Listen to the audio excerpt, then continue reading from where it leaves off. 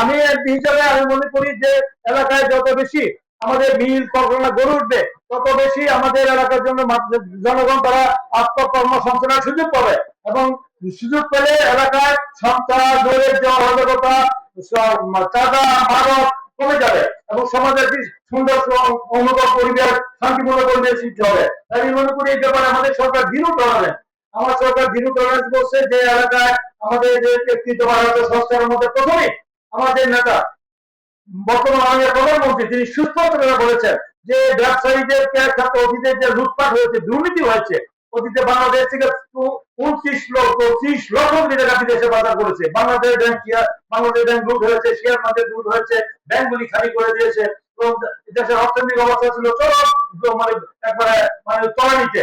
তাই আজকে এই সরকার আসার পরে আমাদের যে অর্থনীতি সচল হচ্ছে, বৈদেশিক মুদ্রা অর্জন হচ্ছে, আমাদের এই দেশ থেকে যত বেশি আমাদের ইন্ডাস্ট্রি গড়ে উঠবে তত বেশি বিদেশে আমাদের যে রপ্তানিকারক যে প্রতিষ্ঠানগুলি যত বেশি রপ্তানি হবে তত বেশি আমাদের ফরেন কারেন্সি আমাদের বৈদেশিক মুদ্রা অর্জন হবে, দেশ আমাদের সমৃদ্ধ হবে, দেশের অর্থনীতি সচল হবে, দেশের উন্নয়ন হবে। এই জিনিসটা আমরা বুঝতে কোনো অসুবিধা। যেমন আমাদের মন্ত্রণালয় বলছে যে গ্যাসের সাথে আমাদের জ্বালানির সাথে সবকিছু সম্পৃক্ত।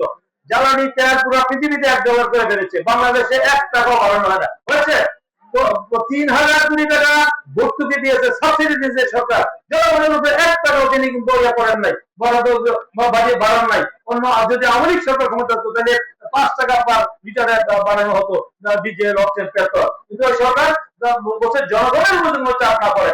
কি বলেছেন অনেক সরকাররা বলে আমরা দেখেছি অতীতে জনগণের কাছে যারা জনগণের নির্বাচনের আগে যে প্রতিশ্রুতি দেয় অঙ্গীকার যে আমরা যেটা বলি যে আগামী নির্বাচনে যে আমরা বিজয় হয়ে যাবে এই করবো সেই অনেক প্রতিশ্রুতি দেয় জনগণের কাছে, ইচ্ছার অনেক কথা বলি কিন্তু পাস করার পর আমরা অনেক কিছু ভুলে যাই। কিন্তু এই সরকার আমরা 21 দিনের মাথায় অনেকে বলছিল যে ফ্যামিলি স্বাস্থ্য ও নিয়ে করেছিল, তুচ্ছ তাচ্ছিল্য করেছিল যে আমরা মানুষকে ধোকা দিচ্ছি, প্রতারণা করছি।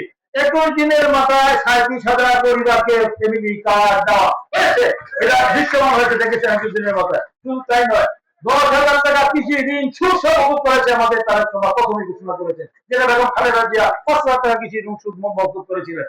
মসজিদ মাদ্রাসা এতিমখানা এবং ধর্মীয় প্রতিষ্ঠান রয়েছে মন্দির এইসব পুরোহিতদের জন্য ইমামদের জন্য এবং সে আমাদের মুয়াজ্জিন ইমাম তাদের জন্য বেতন ভাতা কি বাংলাদেশ দেখেছেন দিয়েছে কোনো পেয়েছে, এটা এবারে সরকার করে অলরেডি বাস্তবায়ন শুরু হয়েছে, অলরেডি তাদেরকে বেতন ভাতা কার্যকর শুরু হয়ে গিয়েছে আগামীকালকে 1 বৈশাখ।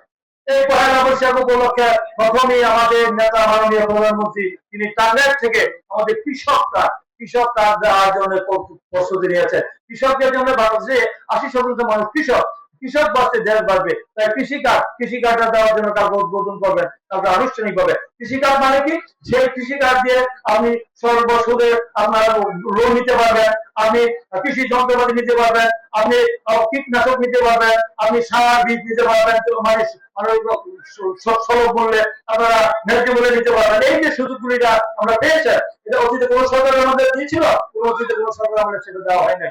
এই সরকার এই পদক্ষেপগুলো নিচ্ছে জনগণের স্বার্থে এবং আপনারা দেখতে পাচ্ছেন বিধবা ভাতা, বয়স্ক ভাতা, প্রতিবন্ধী ভাতা, মুক্তিযুদ্ধ ভাতা সেটা অতীতেও দিয়েছে আমাদের নেত্রী বেগম খালেদা জিয়া, এই সুন্দর আমরা দিচ্ছে। তাই আগামী দিনে আপনারা নিশ্চিত থাকেন যে আমাদের এই সরকারে থাকলে আপনাদের যার মালে নিরাপত্তা এবং ব্যবসা বাণিজ্য চলবে এবং দেশটি সুখী সম্পদের ব্যবস্থা হবে। আপনারা নিশ্চিত থাকেন আপনাদের এই এলাকার মানুষের কল্যাণের মঙ্গলে আমাদের সরকার যা পদক্ষেপ নিচ্ছে এই পদক্ষেপগুলি সবগুলি জনগণের সাথে, এই সকল রাজনৈতিক ক্ষমতার উৎস দেশের জনগণ, মহান রাব্বুল আলামিনের পক্ষে সকল রাজনৈতিক ক্ষমতা দেশের জনগণ। জনগণের স্বার্থে জনগণ কি চায়, জনগণের সাথে আমরা তাদের দায়বদ্ধতা জবাবদিহি দেওয়া আমাদের জনগণের কাছে।